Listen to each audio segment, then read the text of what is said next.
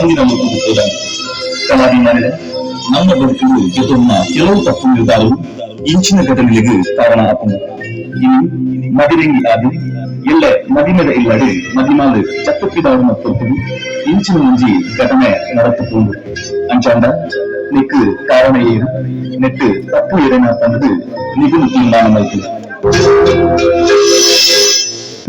ಸಂಸಾರ ತಂತಿನ ಕದಲಿ ಒಂದೈತೆ ಸಾರ ಸೆರಕು ಬದುಕಿದ ಗೋಳು